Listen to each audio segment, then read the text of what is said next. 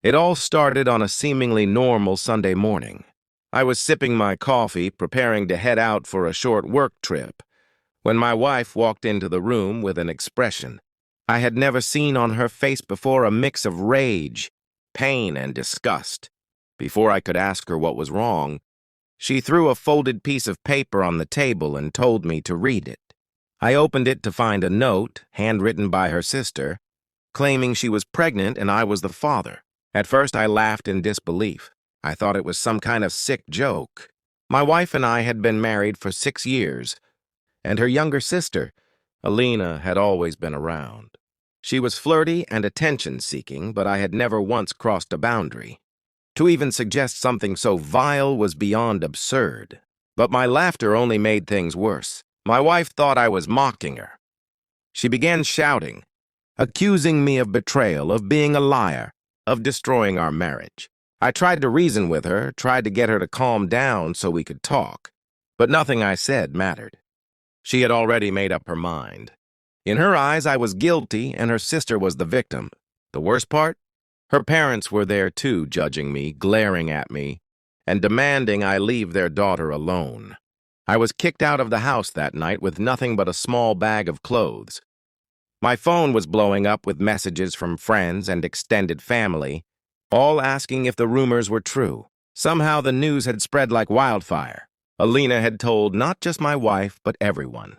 And because she was family, everyone believed her. I spent the next few days in a hotel room trying to make sense of what had happened. I knew I needed to clear my name, but how do you prove you didn't do something, especially when everyone around you refuses to listen? My calls to my wife went unanswered. She had blocked me on every platform. The woman I had loved, trusted, and built a life with had erased me like I was nothing. Desperate for answers, I called Alina directly. She didn't pick up the first few times, but eventually answered. Her tone was smug, almost victorious.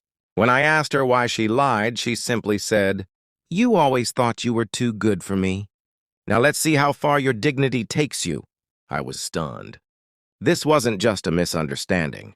This was calculated revenge. It took weeks before I finally caught a break. A friend who worked at a private clinic tipped me off Alina had never been to their facility for any pregnancy-related tests.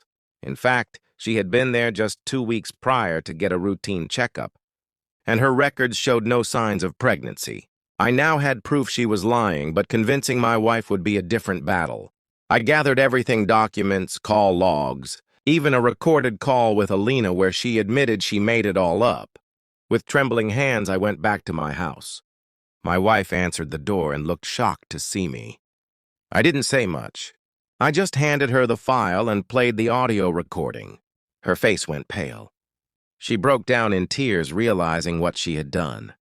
She had thrown away our marriage over a lie, without even giving me the benefit of the doubt. She apologized over and over, but I just stood there, numb. I had fought so hard to clear my name, and now that I had, I wasn't sure what I even felt anymore.